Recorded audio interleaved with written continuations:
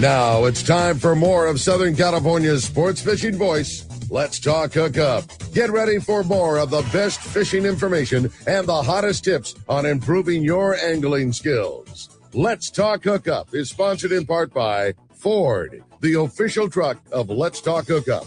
Shimano Rods and Reels. Fish with the best. Shimano.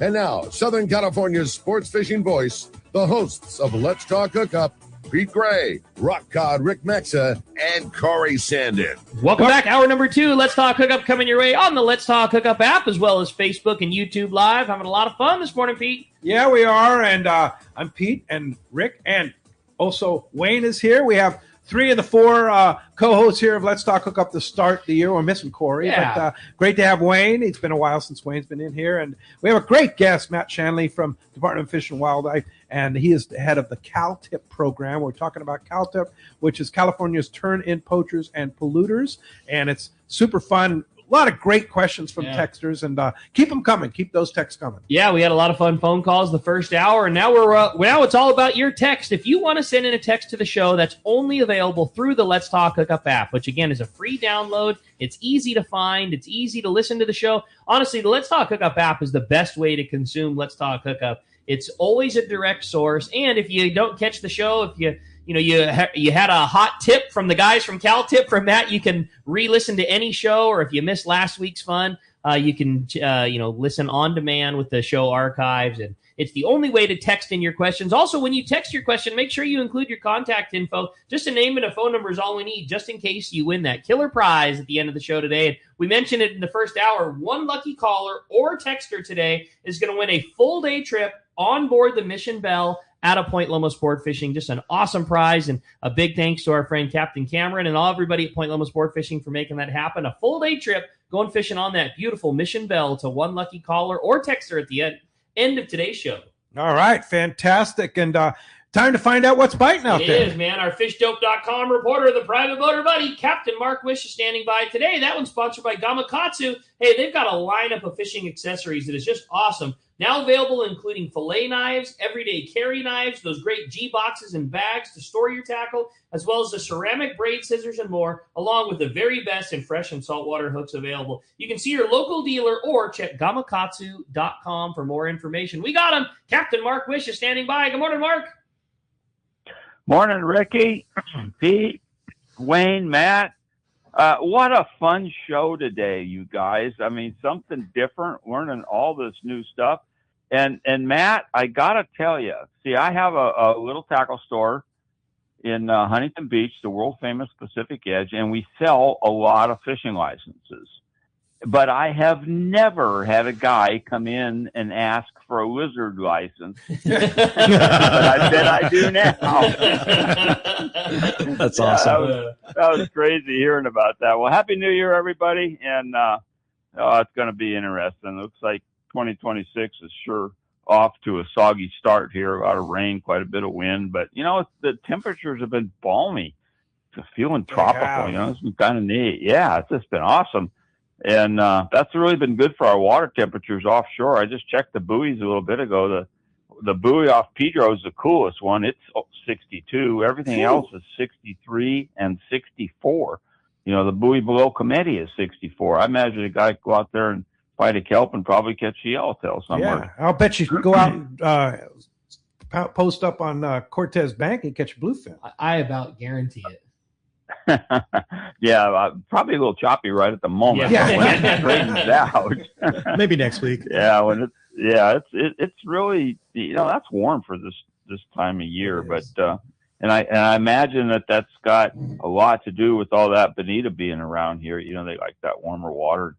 Still got quite a bit of bait in it, and that bonita thing stretches mostly from like Dana Point down to the border, and you guys have the volume of it for sure. But there's another hot spot for those bonita up here. It's been Catalina, healthy population on the front side from like Long Point down to the slide. There's they've been there all year, but God, there's a bunch of them and nice sized ones. And the guys are finding them by trolling little small feathers or plugs, and then you get a jig strike, and then you cast little small shiny lures, little cold snipers and crocodiles and stuff like that. And man, it's fun fishing. And up to a few weeks ago, there was a little bit of yellowtail mixed in there with them. But last couple weeks, I haven't heard about those yellows. Where you will find some of that yellow around the back on the bait grounds there, out there in the deeper water, and a couple of standout zones at this time of year. The structure outside Orange Rocks and the V's on the backside east, and then outside West Cove up to the west there, that deeper structure out around the west end high spot like that. That's always prime big yellowtail territory here at this time of year. Fish your heavy gear, and same sectors, you're going to find a sea bass or two. There was some fishing here, sea bass fishing, before the weather. It's been like a couple weeks now, really. But there was some fishing around in both ends of the island. And along with the deeper water fish, you're going to find some of that sea bass up on the beaches also. Just, again, because, the waters are a little warmer than normal for this time of year. Now, right now, it looks like a chocolate milkshake over there because of all this runoff. And we got a couple more days or several more days of rain coming, so it's going to take a bit to straighten out. But then they're saying like 10 to 12 days of nice weather after this next couple storms. So time to get your gear ready and start thinking in terms of sea bass. And what you want to make sure of, guys, since we're past the first, you're not going to be thinking about any red snappers for dinner. Codfish is closed till April 1st, so be careful with that deeper water fishing. That codfish is it's out of reach here for a little bit. So that's this week's report, and I'm going to make a little prediction next week about our island sea bass fishing based on some incoming information. Saving it for right now. We'll see what happens here. But that's this week's report, guys. Have a happy New Year. I like it, Mark.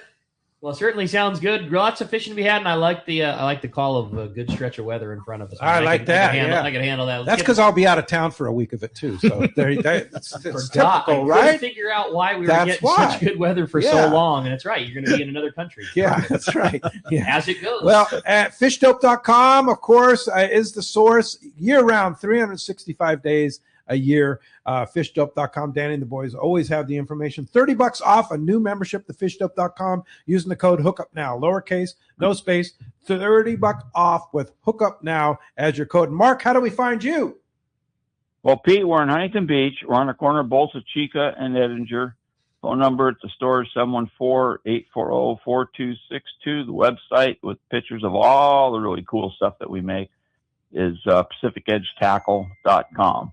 And we'll talk to y'all next week. Indeed. Happy New Year, everybody. Yeah, Happy New Year, Happy New Year, Mark. That's great stuff. We're talking about how warm the temperatures and such like that. And I think a lot of people know I've placed in Montana and like to go spend time.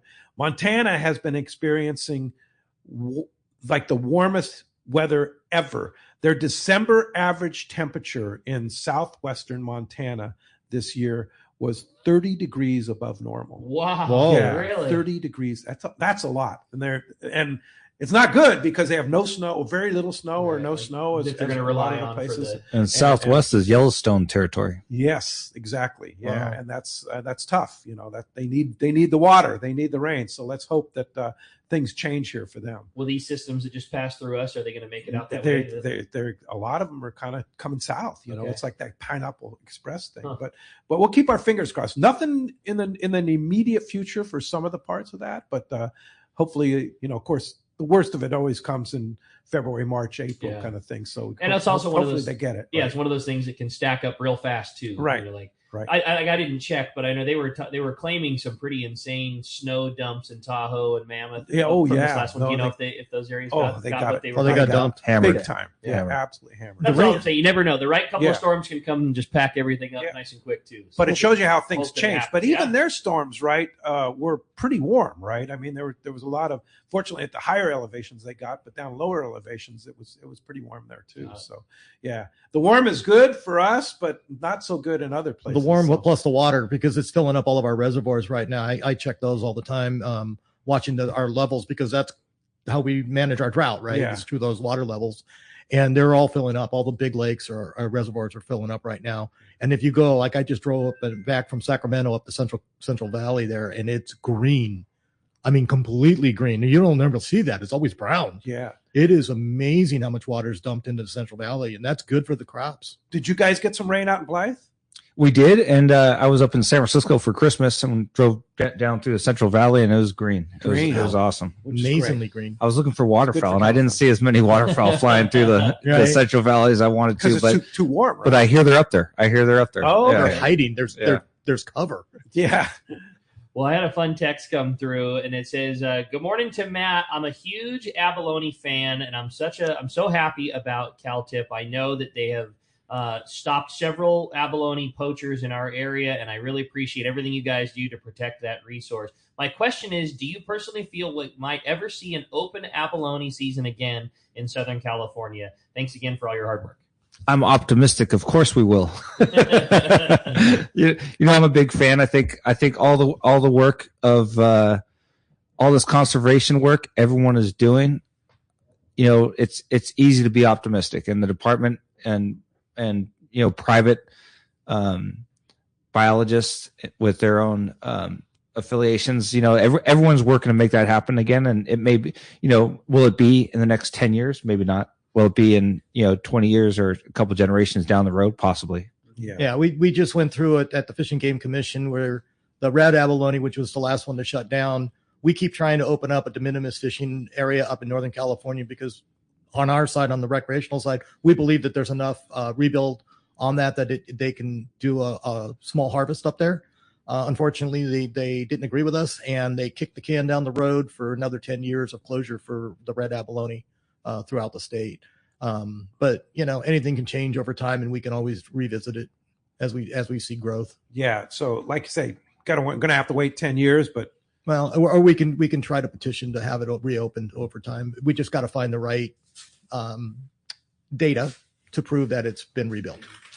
That reminds me of one of the funnest adventures I've had as a game warden, when I got flown out to an island of an undisclosed name by the Coast Guard, and we were actually watching urchin divers, dive and take abalone illegally, and so that was one of the cool adventures I've had on the job. Oh, interesting. Now, does the department issue you stabilized gyro binoculars to do these watches? For marine patrols? Yeah. They have stabilized binoculars. Since I do most of my, I usually borrow them when I hit the marine regions, but for inland we don't need them. Yeah, because you can have powerful enough scopes or whatever. Like, what's your power scope? Like, what's your typical power scope that you're watching? I don't know what it is, 9x40 or. So you're using, and then we have the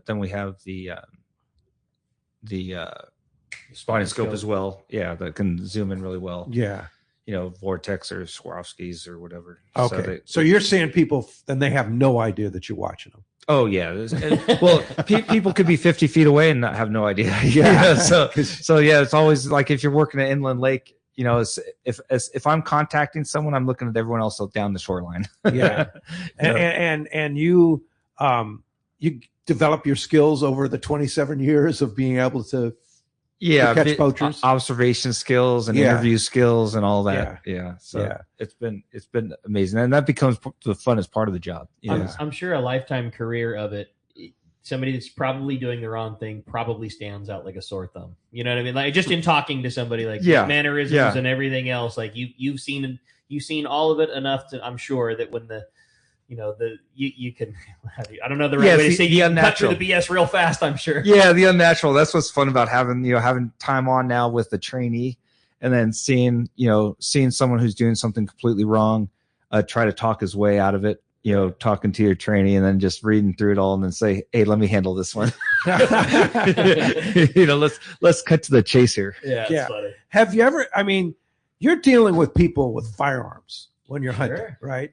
And I know you're packing today. Obviously, when you're in the field, you're carrying your firearm and stuff like that. Have you ever had a situation where you felt threatened by somebody with a gun in their hand? Oh, yeah, there's been several over the years, and so the train locks in. I was in the Marine Corps as well, and spent a little time here at MCRD and then Camp Pendleton, but when I hadn't seen a serious conflict until a few years on the job, when I was actually off duty and someone tried to carjack me in San Bernardino. What? So that was a pretty good incident. Why? Yeah. So they try to commit an armed robbery with an off-duty officer on the north side of the 10.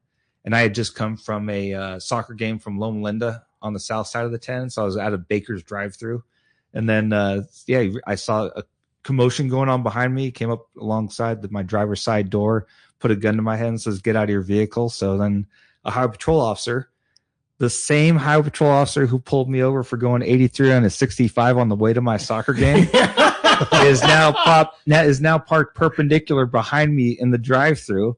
And the carjacker takes his attention off me, points the gun at the highway patrol officer, and then the carjacker opened my door. And then when he pointed the gun at the highway patrol officer behind me, I was able to, tackle him, have some fun. And then the highway patrol officer came around and helped me out. Crazy. Oh yeah, it was good. What a wild story. Did he give you a citation? No, he gave me a break. Yeah. As he should. Yeah. So whose car was it? Was it the highway patrol because he was on duty? Was it his to take in?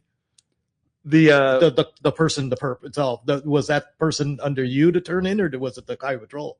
Oh well, unfortunately, he didn't make it, and so it was a big scene. What a trip! Yeah, I think the San Bernardino Sheriff's Department took over that jurisdiction. Yeah, interesting. Wow. You had three different people there. Yeah, crazy. Yeah, I mean, it's fishing game's the one who really made it happen. Though. That's right. Let's be clear on who the real hero is here. That's it. That's a wild story. Speaking of binoculars, I want to remind you that instant rebate on the Fujinon TSX 1440s at Baker Marine is good through the 11th of January. So if you want to get that $175 off one of the best values in gyro binoculars in the world, for sure, the Baker Marine TSX or Fujinon TSX 1440. You've got this week to do it. No doubt about that, and that's some of the best stabilized binoculars you can get for the money for the marine environment. However, when you were asking about that, I was thinking about the pair that you just got. Yes. Baker's own stabilized glass, which are fantastic. That's what I was thinking. And they're like $700 or $800, and can just so easily and small and compact fit in a chest I harness. travel with them all the time. A pair of that is going to change the game in field binoculars. This no question. Stabilizing gets so much better that you can now reach distances that you just couldn't before. You can't handle a 40 power. With your hand, or 14 power rather with your hands, it's just too shaky. And now you put that stabilizing in there, and it's perfect. And it's super lightweight. Yeah, I love those things. I don't own a pair yet, but I got to play with Pete's, and they are fantastic. Yeah. And I do have a pair of true gyro glasses. And the level of stabilization that you get for a fraction of the cost was really impressive. Yeah, it is impressive. And they're out of them. They sold out of them, but they're supposed to get them back this January. Okay. So check with Baker Marine. Okay. And I know several of our listeners who were trying to go get them, but they'll have them real soon. They're going to replace my hunting binoculars without question. Oh, yeah, no question. Yeah. I'll have to check them out. Well, I should have brought them down for you to check out, because they're something that you guys in the field would just love. Since you're not on a moving platform, they're not great. They're usable on the water, but they're not great on the water like the TSX 1440s would be. But I mean, it really is. It's almost like on the land. It's almost like putting your spotting scope up to your eyes. Yeah, it's that level of distance that you. It's a 14 power by just in your hands, super quick. Yeah, you can imagine having your chest harness pop up to your eyes, and all of a sudden you can legitimately see out a couple miles with just handheld. And then put them right back down and get right back there. They're really slick. I really want to get a pair. Yeah, for sure. I know a lot of hunters. That's going to change the game. I have a great text here from our good buddy Reggie in Camarillo. He says, "Good morning, guys. Happy New Year. One of the biggest regrets I have as a lifelong angler is not purchasing a lifetime fishing license when I was younger. At an age when it stopped considering purchasing a lifetime license, at what age should one stop considering purchasing a lifetime license and just buy a typical annual one?" Well, that's up to you, Reggie. How long are you going to I mean, there's really no answer to that. But I wanted to bring that up because that lifetime license for somebody who's young, somebody who's turned 16 and needs a license, or somebody that is in their 20s or 30s is kind of a no-brainer at one point, right? Yeah, and it all depends on everyone's personal financial situation. Sure. If you can afford it, great, go get it. If you can't, then buy another seasonal license, and when you win the lottery, or know. How much is that? that lifetime? Is it 700? It varies according to age. Right. That's why it has to be a personal decision based on your the personal younger situation. you are, the more expensive it is. The biggest key, because I looked into it, because I want to get one for both of my boys. Yeah. Like that's my our plan. And when it's the least expensive is before license purchasing age. So you don't. Like I want to say it was like 10 or 11 or something like that. And again, I feel like I'm going off of info that I looked up a long time ago. So Wayne, you might know much better than I, but I remember that if you purchased a license for somebody that was pre-license purchasing age, which for us is 16, it was so much lesser expensive. And yeah, I want to say that it was like $600 or $700, but the recipient had to be 10 or 11 or in that younger state. So, anyways, I thought it was really cool, and you can purchase them online. We can't sell one to you at Fisherman's Landing. Like that's not something that an agent can do. You got to buy it directly from Department of Fish and Wildlife, or at least our license system at our tackle store. You can do everything online now with the new app. But and checking it out now, from ages 0 to 9, you can buy a lifetime license for $709, and then it doesn't get that cheap again until you're 62 years old. Right. So if you buy it before you need a license, it's cheaper. Well before, like 9 years old. Like so, he's not going to need a license for another 7 years if it's a 9-year-old. Yeah. But then it's 700. That thing is going to cover itself. By with licenses always go up a few bucks a year. Like 5-10 years, that thing's going to be well paid for. Yeah, exactly. Yeah. So if you're expecting to be around and fish in California for 10 years, it's probably a good decision. Yeah. That's my plan. I want to get one for both my boys. So I just need to buck up, and make that happen before they're stabilize 9. binoculars. Yeah, my 9-year-old boy actually he's gonna turn 10 this year, but he caught a 7-pound channel cat out on the Colorado River, and we did fish and chips with it. Hey, all right. I was excited. That's awesome. That's awesome. Hey, something that came up earlier in the first hour was talking about the rewards program. Just to let everybody know, the rewards program is run by a citizen group known as CalTIP Rewards Committee, which I'm on. And the rewards come entirely from donations. No state funds are used. The CalTIP Rewards Committee, not the CDFW, receives and administers those funds. Money not used for the payment of rewards goes towards furthering the CalTIP's educational program. So just so everybody knows that isn't state funds. That's not, your tax money going. It's other donations being used to pay those rewards. And on top of that, I really encourage everyone with a cell phone, whether it's an Android or iPhone, to access our California wildlife.ca.gov website and go to our CalTIP page, and you can download the free app for Tip 4-in-1. The links are there, so it's either for an Android or for an iPhone, or you can go to the Play Store. Then it's on the Play Store. Yeah, exactly. And then you can have that at your fingertips. You can also go to our webpage and report online. Right. That's a separate app than the California Department of Fish and Wildlife app. Correct. Yeah. Is there a link? Oh, if you go on the California Department of Fish and Wildlife app, is there a link to that? Go to our CalTIP page, and then absolutely. And it's on Play Store, so you can go any place that you normally download your apps and grab it. The nice part is as we change from people calling in to the more social media friendly type people automatically pull out their phones. They take pictures and they take video.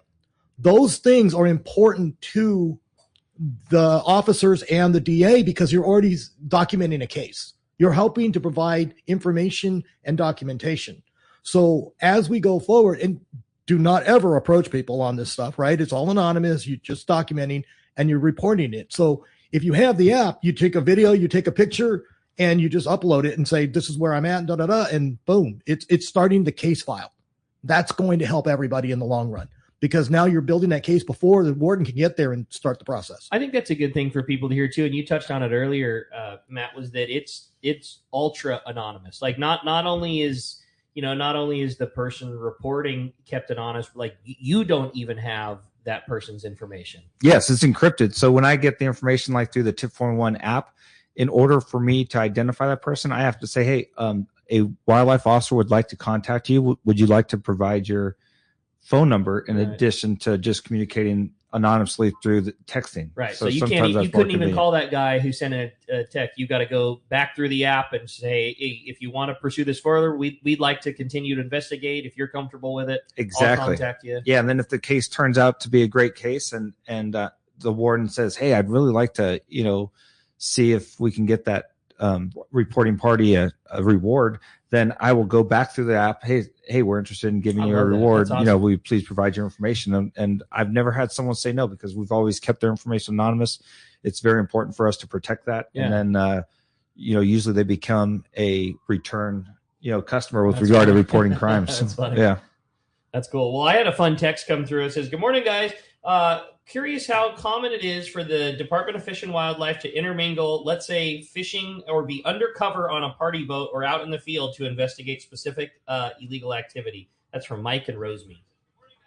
So what is a frequency question? I think, how often it happens, or does it happen, or is there funds for you guys to do that kind of stuff? Yeah, so it's over the years, I've been able to participate in, investigations like that. And it usually comes up with, people saying, "Hey, something is wrong here. I'm on a boat, and I just, things just aren't like, are they taking over limits? Are they hiding catch? Are they doing this? Are they doing that?" And usually it comes together with some pretty good intel to begin with. And then, officers will decide, okay, now's probably a pretty good time to, book a trip and see exactly what's going on. And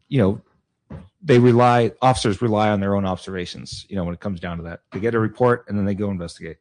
Cool. Well said. We just had an issue with our app. It was down for a few minutes. It's back up. Just so those of you, thank you guys for reporting the issues to us. But those of you that were listening on the app, you can go back and go ahead and listen on the app, because George fixed it. we got a good group of watchdog people that got our back out there. So thanks for all that. Yeah.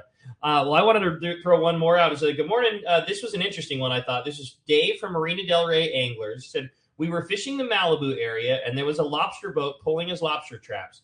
He offered to sell us a couple from the boat, but we did not have anybody on board that had a lobster card or a hoop net. Would we be in violation if we had purchased?" Good question. Oh, that's a gray area. So what's super interesting is that person who's selling, does he have the commercial license to sell? Right. And so is he on is the catch legal? Yeah, right. And then if he has a commercial license to sell, is the transfer legal?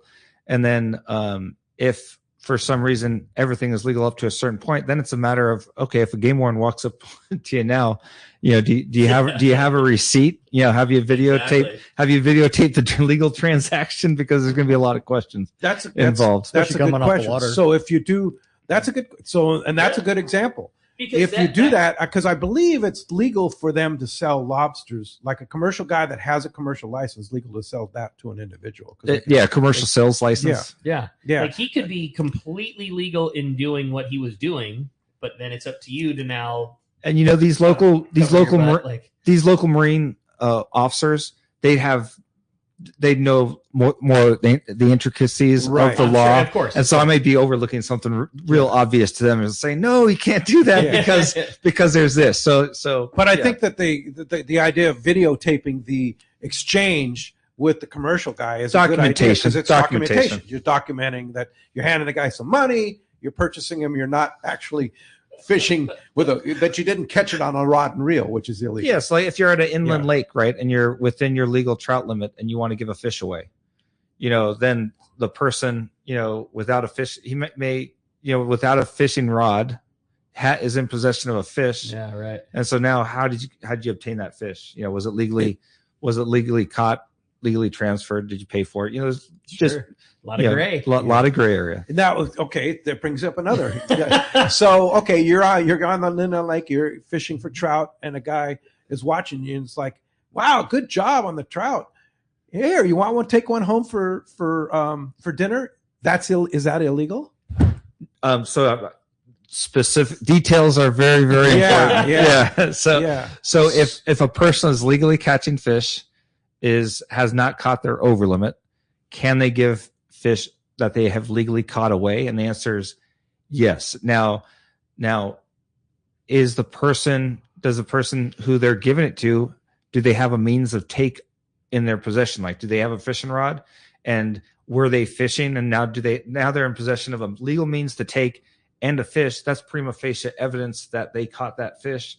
So do they have a license? They have a license. You know, right, so so there's all kinds of. There's a lot of factors. Yeah, there's a lot of factors. Yeah. And details are very important. Yeah, for sure. I'm not trying to put you on the spot in the slightest. I love it. So don't worry about it. And you mentioned but I've always know. Obviously, you can't sell sport caught fish. Correct. But I have always heard that like you can't barter either. Like where's the grays in those? Like, hey man, I've got a freezer full of elk. I'd like to trade you some wahoo. Like how does the barter system play into fish that are taken legally? Yeah, you just can't, like, letter of the law. You just can't do it. Yeah, yeah. That's not something you get to do. And the safest way. Smart, totally. Yeah, when I'm done with this, gifts, that's legal. If you both are gifting separate transactions, because you can gift, right?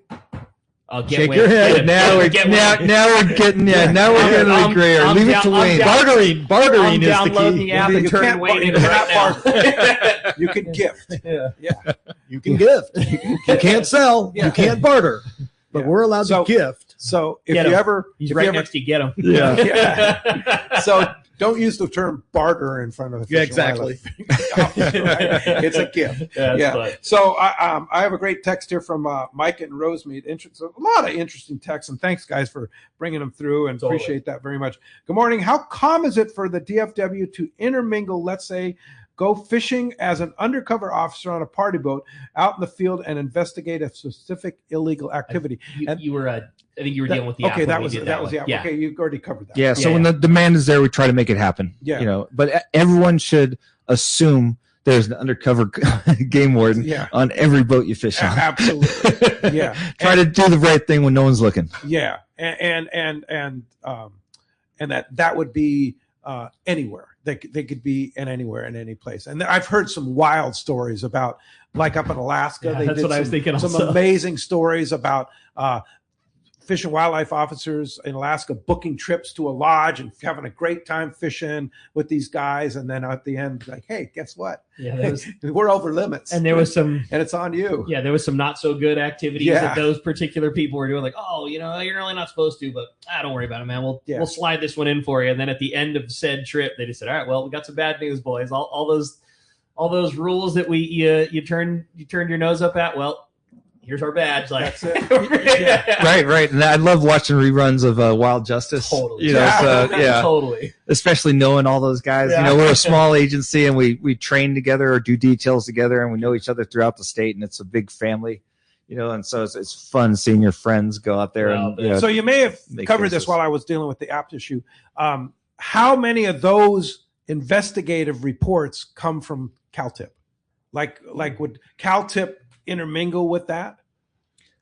I mean, in other words, how many of those, okay, we need to go undercover to get this job done? How many of those CalTIP came from a CalTIP report where you went undercover? Oh, okay. So, well, it would always come, like, in order not necessarily CalTIP, but developed information. Yeah. So and then what's cool about the CalTIP program is if a lot of people will call their warden directly. It won't be a CalTIP. You would have developed a personal relationship with your local game warden, and saying, hey, this is what's happening over here. And it's we talked to. We had the analogy of, like if you're playing Monopoly and someone's like cheating at Monopoly, is it a good thing or bad thing to let other people who are playing in the same game know that, hey, this person is taking our money? If you're sitting at a poker table, is it a bad thing to point out someone who's working with the dealer and, taking all your money at the poker table? Well, these people are taking our resources. So when you're fishing or you're hunting, and you have information that tells you basically, hey, people are cheating the system and taking resources away from all of us. Yeah, those are your fish. And so then it goes from that to people being concerned to pointing out that information to an officer who begins an investigation. And if that investigation leads to working themselves into a group, because we have specific, we have a special operations unit that do that in particular. So they work more serious, commercial cases, sales cases, and interstate cases and stuff like that. So we have wildlife trafficking unit, and we have restricted species units, and so we have details like any other police agency would. Sure. All right. I dig it. Hey, when we come back, we got a lot more Let's Talk Hookup coming your way. We got more catch reports. We got more great info with Matt. You stay tuned. You're listening to Let's Talk Hookup, Southern California sport fishing voice on the Let's Talk Hookup app, as well as Facebook and YouTube Live. The San Diego Rodeo is happening soon at Petco Park, and your San Diego County Ford dealer can get you there as the official truck. Take a test drive at your local San Diego County Ford dealer and get 2 complimentary tickets to the San Diego Rodeo that's happening January 16th through the 18th. It's only while supplies last, and the tickets are going fast. Don't miss out. Be sure to visit buyfordnow.com to find your local participating Ford dealer to take your test drive today. It's time for the Power Pro 30-second seminar. I like catching big fish, and I like smaller reels too. How do I make sure that I have the capacity to land the big one? I fill my reels with Power Pro Max Quattro. It's 25% thinner than standard Power Pro, so you get more line on that small reel. Power Pro has a complete series of highly effective lines, including the brand new Power Pro Depth Hunter Offshore with different colors every 100 feet. Perfect for flatfall fishing. Want to learn more? Check powerpro.com.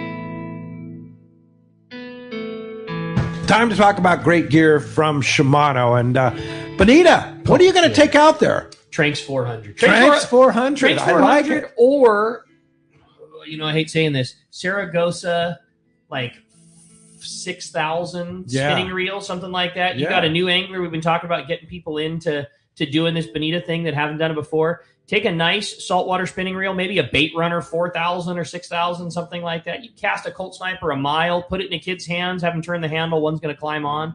I'm fishing a Tranks 400. I'm putting a 6,000 size spinning reel into Wyatt's hands. Yeah, that's a great idea. Perfect thing, especially this for a novice or even an experienced angler. Totally. Cast a Colt Sniper out there or live bait. Saragossa. Catch your dinner with the spinner. There you go. Check it out, the Saragossa line, and all the spinning reels from Shimano, the best there are. No doubt about it.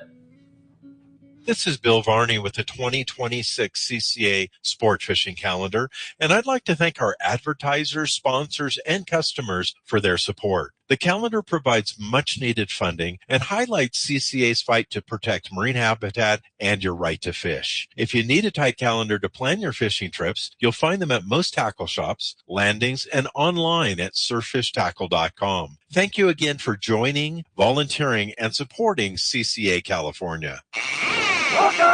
Welcome back to Let's Talk Hookup. Having a great time here this morning. So much, the texts are really flowing in, have really poured in the second hour. I think, hearing all of Matt's stories and, all this has just really sparked people's interest. Because we had a lot of texts come through the first hour. The second hour, just wild. It's been really fun. Yeah, for sure. A lot of good stuff. Now, there was one interesting aspect you were just talking about, growing marijuana in the field, right?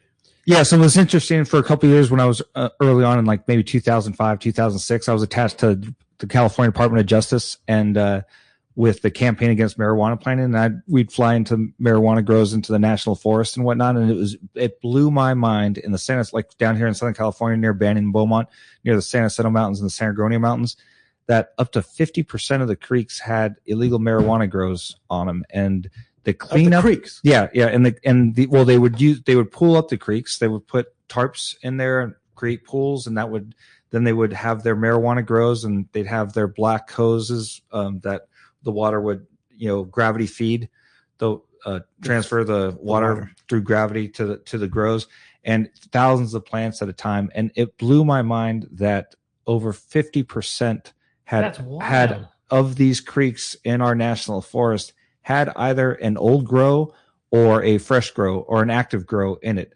And the cleanups for that, the dangerous pesticides used that are, transferred across national borders, and the cleanup with so when we're talking pollution, now that's what I think of. I think of our creeks being polluted in the national forest because of illegal marijuana grows. And these are happening on public land. They're public land, absolutely. What a trip. Yeah. Throughout the state. Super deep into somewhere, and that's crazy. And so it's great to get a tip 411 or a CalTIP that is reporting GPS units of a hunter in the field that says, hey, I'm out here trying to find a deer, and I just stumbled across this. Yeah, with active water and a hose, and I'm backing out, but here are the GPS coordinates where I found it. Sure. And then we have investigators and wildlife officers go in there, and they do their thing. They go in there, they do a raid on the grow, they arrest the occupants who are usually armed and have usually poached animals in order to survive out there, or killed them with their pesticides in order to protect their crops. Right. And then but the cleanup is massive. So several helicopter hauls of not only the marijuana, but the hose, the pesticides, the garbage that's accumulated over years out there. And so thank you to all those hunters out there and all those fishermen who are out in the national forest who report those things. Observe something, say something, and we'll figure it out. So even though marijuana is legal in California, there's still a lot of that going on. Oh yeah, no, the black market for marijuana is still very alive Huge. And active. Yeah. Yeah. Well, that's interesting. I never even thought that would fall into the auspices of CalTIP, but very important stuff because they're robbing our resources by polluting streams, taking damming game. streams. Well, they're hurting the habitat too. So when they have to remove all of that, then you have to do the restoration of the habitat. They've also polluted the water, which hurt all of our wildlife that's in that water, and then that whole ecosystem's now compromised. So there's a lot of downstream effects of this cannabis growing that people aren't realizing, and it has long-term effects in some cases. Yeah, there it is. Hey, I had a good text come through. It was from Paul. He said, curious how responsive wardens are to calls from from calls to fishing and hunting harassment. Happened to me a couple of times while out in the field. And I know that there's a lot of activities that the wardens have to deal with. Just curious how that ranks. That's from Paul in Hesperia. It's up there. It's like personally, I enjoy investigating those cases. It's a misdemeanor to harass someone fishing or hunting in the field, and I like to get to the bottom of that as soon as possible. I know the wardens in the field also have a interest in it as well, and so usually I would say that we take those calls, especially if it's ongoing and active, like it is happening in the moment. We try to make that a priority. When it comes to our mission statement, we make pollution and public safety a priority, and that's up there. Yeah, we were talking about licensing and how important it is to remember that your license is renewed. Tommy P writes here, he says, I just got notice for my fishing license renewal from Fish and Game. My license did not expire until mid-January, but I renewed before the expiration date, and the new license was dated at the start of the expiration date, not the day I renewed it. Oh, that's great. Which is important information. And also he says that's all on the app. So if you have the DFG app, it's going to notify you when your fishing license is up. But you still should keep track of it and make sure you know. I tell everybody to put a calendar appointment just like you do with your Mexican license. Yeah. So you don't forget. Yeah. But thanks, Tommy P, for that. You cannot, at least, I mean, I don't know how the app works, but I know in a tackle store, you cannot purchase your license if you're if you're outside of 45 days of expiration. So, interesting. So if I wanted to, like my license, I bought mine last year on March 1st. But I'm thinking about it today because back in the day I used to always buy it, at the first of the year. And so it was on my mind right now. If my license doesn't expire until March, I can't go into Fisherman's Landing and purchase another one until we're within 45 days of it expiring. That's kind of how the old calendar system worked. You couldn't buy it so many days before Christmas if you're buying for a gift or for yourself. So yeah. And when I tell everybody now, because you have the online app, there is an auto renewal function. Just click it and leave your credit card there because that's what you paid for it with anyway. And then let it automatically renew, and then you don't have to worry about it. Yeah. Or if you owned a tackle store and you loved guys coming in and buying their fishing licenses, just keep doing that and supporting your local tackle store. Absolutely. No doubt. Thanks, Wayne. Get him. Yeah. A great text here from Kathleen in Ocean Beach. She says, good morning, gentlemen. What a very knowledgeable show today is. Question for Matt. Your daughter just got her first deer at 6. Wow. Hey. Was she, how old was she? 12 years old. 12 years old. Okay. Yeah. So she actually was 12. My husband wants to take our 6-year-old out as well, but thought that he was too young. Do you think it's too young for your daughter at 12? Okay, so my daughter's at 12 and she's been hunting for 3 years now. So you can't. So she started at 9. Yeah, and that, so first children, you can get them. It's every parent, parents, discretion, but they can get their hunting they have to pass their hunter education program. When my daughter passed it, it was all online. And so she did that, and then I took her out in the field, and I had her practice with unloaded firearms, several times, and then she went waterfowl hunting.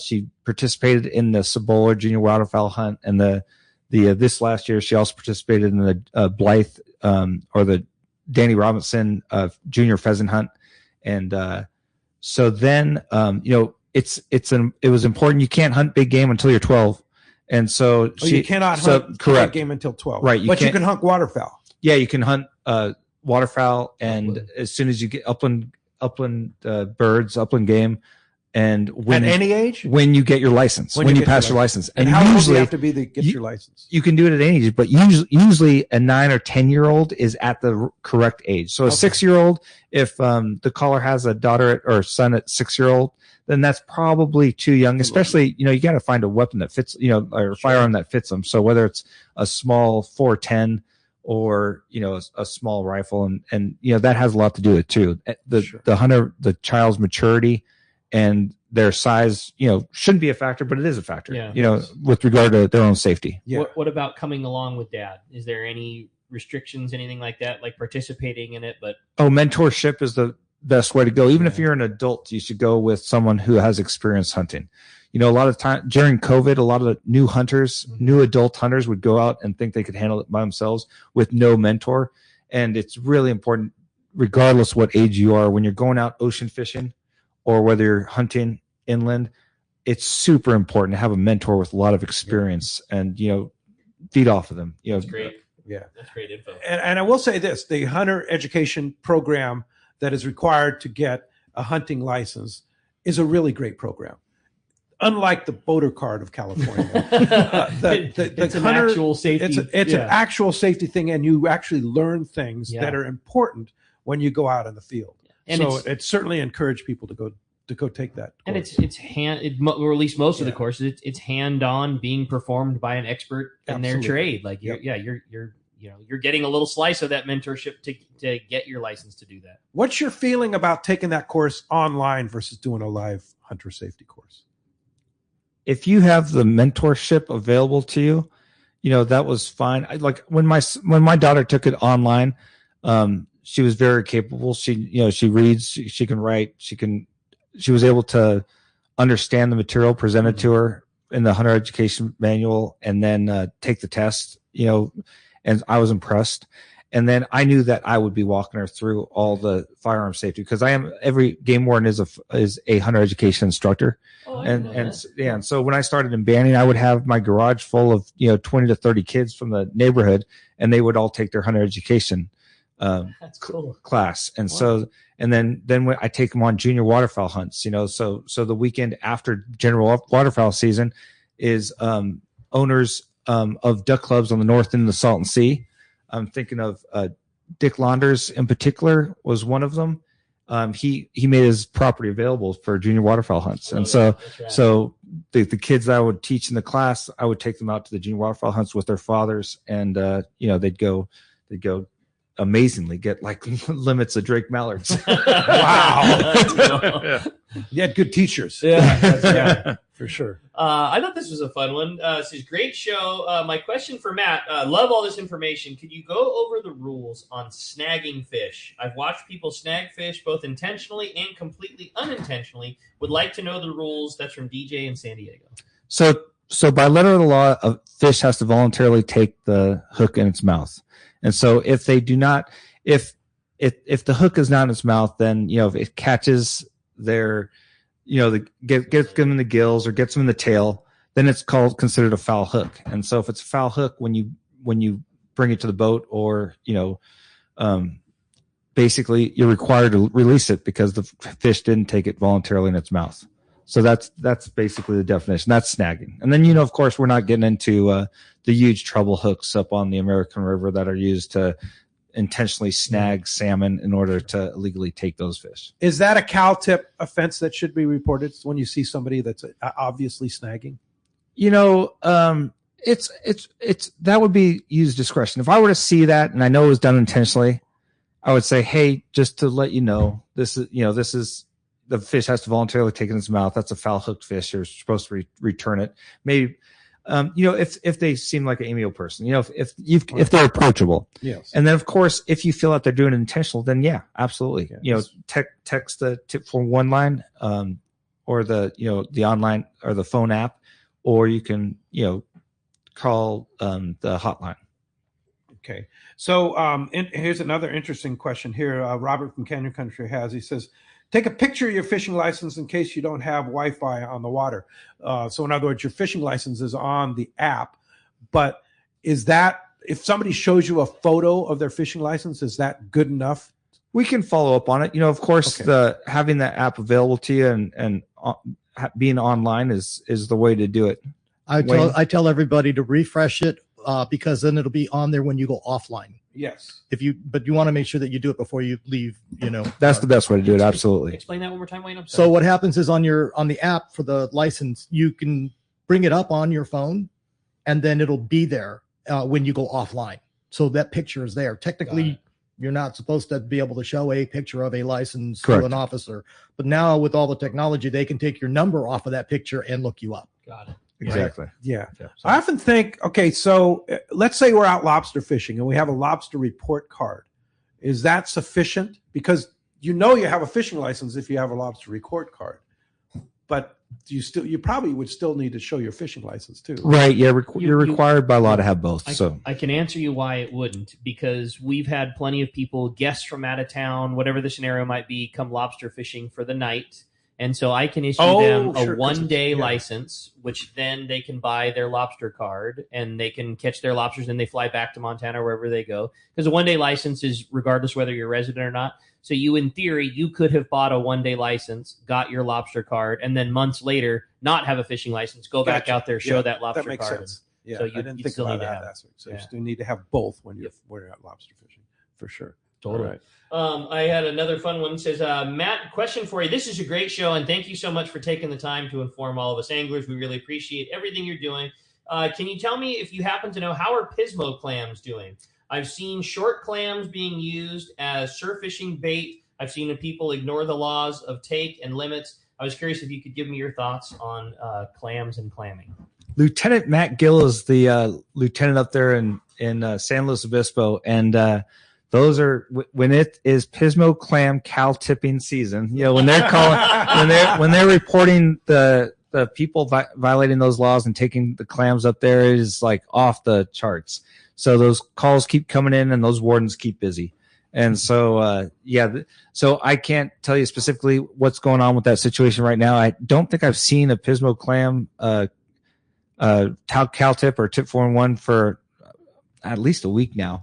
But when they start coming in, it is nonstop, and wardens work really hard up there. Yeah, really. And so we've given a lot of CalTIP rewards. We've given a few CalTIP rewards that I can think of to the locals up there who want to protect their resource. Yeah. So they see some violation, and I think cases have been made where the clams have been hidden in folding chair bags and in umbrellas. And is it usually in coolers? Over limit violations or short limit violations? Both undersize and over limits. Well, the department even reported back out on October 29th of last year that there was a law enforcement seized 178 undersized Pismo clams from 4 individuals. Wow. So that was a case that happened last year that they prosecuted. And Pismos are, sometimes when it's on, and you can get your limit like in minutes, right? Correct. So it's easy temptation for people to take over limits. So don't do it. It's something you got to do a little bit too, because I wanted to go clamming with the boys a while ago when we had a big negative tide a while ago, and it would surprise. Now, granted, it was my fault for oh my God, we got really low tides. I should try to go tomorrow. It is not the easiest thing to find appropriate clam gauge and things because I didn't have any of that. It's not the easiest thing to find.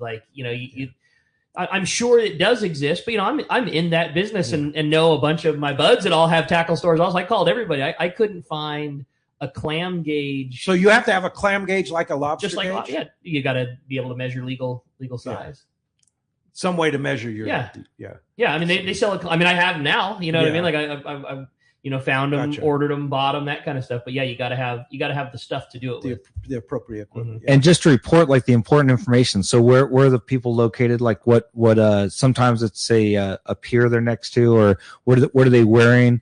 How many people are in the group? What's their camp set up like? Do they have coolers? Do they have an umbrella? Or are they going back to a vehicle? If you could report all that information and have a warden show up within 20 minutes and contact that group under committing the doing the same activity that you're observing, then that always works out great. That helps. That's cool. Hey, when we come back, we're going to find out what lucky angler out there's got themselves that trip on the Mission Bell. More Let's Talk Hookup coming your way in the Let's Talk Hookup app, as well as Facebook and YouTube Live. I believe there is no doubt that the finest sport fishing in the world starts right here in San Diego. This is Captain Frank Lepresti. Our fleet of long-range boats and crew are unmatched, and the Royal Polaris and Shogun are right at the top of the list. Captain Jonathan Yamati and his crew aboard the Royal Polaris are considered to be the finest long-range vessel in the world. From summer bluefin, yellowtail, and wahoo to giant yellowfin tuna, our record is unmatched. The Shogun, under the direction of Captain Rene Monteagudo, has become one of the most popular long-range boats in the fleet. This big, wide, solid riding vessel has gained a reputation for catching fish and treating their customers to an epic vacation on the water. I am so proud of Jonathan, Rene, and the crews on both the Royal Polaris and Shogun, as they have helped me keep the reputation of the premier vessels in the long-range fleet. Come see for yourself. Book a trip on the Royal Polaris or Shogun today. Check RoyalPolarisSportFishing.com or ShogunSportFishing.com, or call Monica or Jen in the office at 619-226-8030. A top fleet and superb fishing is what Seaforth Sport Fishing in Mission Bay is all about. With free parking and fully stocked tackle shop, it's no wonder Seaforth Sport Fishing is a favorite among anglers. Come aboard top boats like the Aztec, Cortez, Endeavor, Apollo, Outer Limit, Elgato Dos, Pride, Tribute Pacifica, Pacific Voyager, and the Voyager. Plus, the new Seaforth, Sea-Watch, and San Diego offer the finest half and full day trips available. Seaforth Sport Fishing. For charters or regular open parties, schedule check seaforthlanding.com. Run by fishermen for fishermen in Mission Bay. For your next fishing adventure, check Point Loma Sport Fishing. They offer half-day and full-day trips daily, perfect for families and the novice or seasoned fishermen. Point Loma Sport Fishing also offers overnight to multi-day trips, targeting the best of seasonal catches. Visit PointLomaSportFishing.com, where you can purchase tickets online and get more information on the trips available, or call 619-223-1627. Want to go fishing? Point Loma Sport Fishing has you covered. One rod has set the standard for serious saltwater anglers worldwide, and that's CalStar. From the rugged dependability of the West Coast series, the lightweight strength of the Graphiter, or the performance of the GG series, all CalStar rods are handmade right here in Southern California of the finest materials and craftsmanship.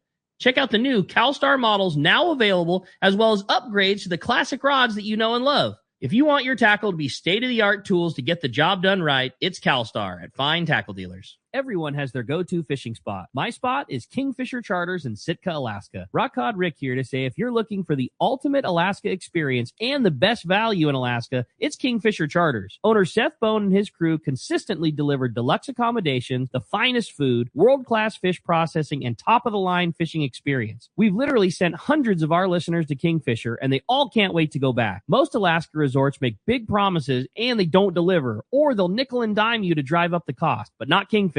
Everything is included. Your license, fish processing, super deluxe accommodations, amazing food, airport transfers, your gear. Literally all you need to bring is your layer clothing, and Kingfisher covers the rest. They also have the finest boats and charter captains in Sitka, all for the ultimate value. Take it from me. Book your trip to Kingfisher Charters and you'll thank me. Kingfisher Charters, 800-727-6136, or check kingfishercharters.com. Welcome back to Let's Talk Hookup. Okay, it's time to find out the big winner of a full-day trip on board the Mission Bell. Matt's going to do us the honors, flip that prize coin. Today, we have a texter. Congratulations, John in Ocean Beach. You are going fishing on board the Mission Bell. You are going to love it. Wow. Matt, thank you for taking the time. Matt. Thanks for driving out and informing our listeners about CalTIP. And if somebody wants to utilize CalTIP, give us the best ways to do it. So call TIP 411 or call the hotline at 888-334-2258. Which is 888-334-CalTIP. Yes. Yeah. And it's the CALT of CalTIP, the last four of that. And then, of course, there's an online app. Go on our website and download, whether you have an Android or iPhone, download the free Tip 411 app, and you can also text or report it online directly through our website. And then document, right? That's key. Yeah. Who, what, why, where, when, and all the Pictures questions are helpful. Pictures and videos are absolutely helpful. And my email is on the website, CalTIP page. You're welcome to send me an email and ask any questions you have. There you go. Awesome. Thank you for taking the time. Appreciate that. And keep up the great work. Yeah, with this is great. Reporting the poachers. And thank you so much. Please do your part out there too. Right, Wayne? Absolutely. Yeah. Help us out. Thanks for making this happen, Wayne. This is fun. Absolutely. Great job. This Wayne, is really Wayne cool. made it happen. Yeah. Thanks for fun. coming in. And hey, you made it happen too. Thank you out there for doing such a great job. We appreciate you. And thanks to Adam for all he does on our Let's Talk Hookup app. Hey, tomorrow, watch out. Captain Joel Ralston will be here. He's a commercial fisherman now, but been around for a long time. So Strap in. We'll see you tomorrow morning, 7 to 9 a.m. right back here on the Let's Talk Hookup app, Facebook, YouTube Live, and 97.3 The Fan.